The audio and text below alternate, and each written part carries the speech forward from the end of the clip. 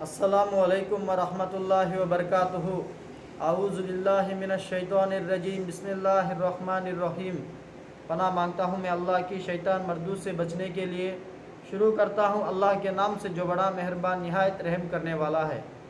دوستوں، بھائیوں، بہنوں، آج ہم سب کو عید کا دن ہے، ایک قربانی کا دن ہے۔ اس دن ایک واقعہ چلا ہے جو زیادہ تر لوگوں کو معلوم نہیں ہے، اور کچھ لوگوں کو اس طرح عمل کرتے ہیں کہ صرف جانوروں کی قربانی دیتے ہیں، اصل مقصد کیا ہے یہ نہیں سمجھتے۔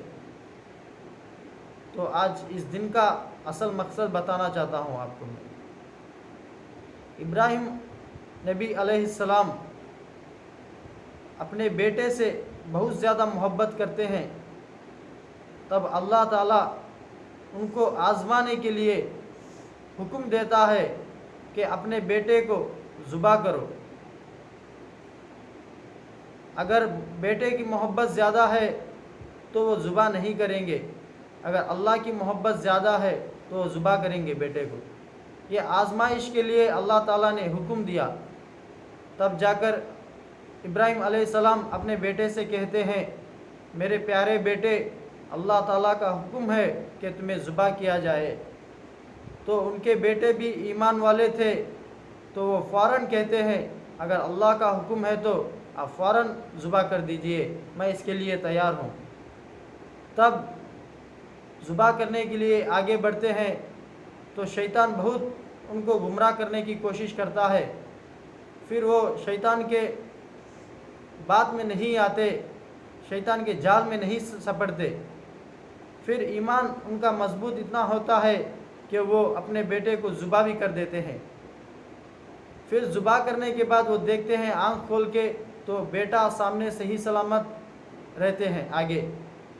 پھر اپنے گود میں دیکھتے ہیں تو ایک بکرا ذبح ہو کے رہتا ہے، کیونکہ اللہ صرف ان کے دل کو دیکھنے کے لیے، اگر بیٹے کی محبت زیادہ ہے یا اپنی مالک کی محبت زیادہ ہے، اللہ کی محبت زیادہ ہے، یہ آزمانے کے لیے اللہ ان کو حکم دیے تھے، تو وہ اس آزمائش میں پاس ہو گئے۔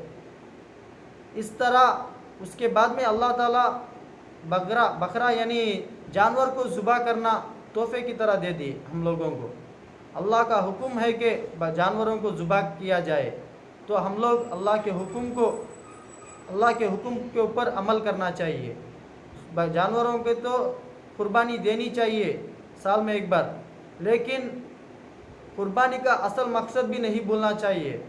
اصل مقصد کیا ہے؟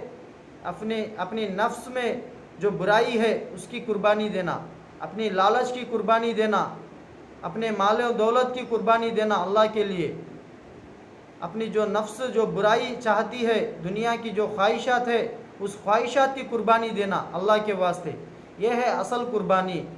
زیادہ تر لوگ اس قربانی کو چھوڑ دیتے ہیں، اپنی نفس جو بولتا ہے دنیا میں اس کے اوپر مزہ اٹھانے شروع کر دیتے ہیں، اپنی خواہشات پوری کرنا شروع کرتے ہیں، اگر وہ اللہ کے خلاف ہو، وہ اسلام کے خلاف ہو، اپنے دین کے خلاف ہو، پھر بھی اپنی خواہشات کو پورا کیے بغیر نہیں بیٹھتے، لیکن سال میں ایک بار ذبح دے دیتے ہیں، یعنی جانوروں کو ذبح کرتے ہیں، قربانی دیتے ہیں۔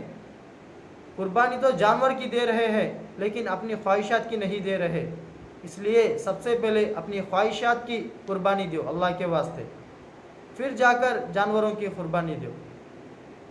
جانوروں کی قربانی دینا فرض ہے ہمارے اوپر، اللہ تعالیٰ کا حکم ہے۔ جو قربانی دینے کا لائق کا ہے تو قربانی دینا چاہیے، لیکن اپنی خواہشات کی قربانی بھی دینے کے لیے ہمیشہ تیار رہنا اللہ کے واسطے۔ تو دوستوں، بات سلامت ہے، پھول کھلتے رہیں گے، آپ کی میری زندگی سلامت ہے، انشاءاللہ پھر ملتے رہیں گے۔ السلام علیکم ورحمۃ اللہ وبرکاتہ۔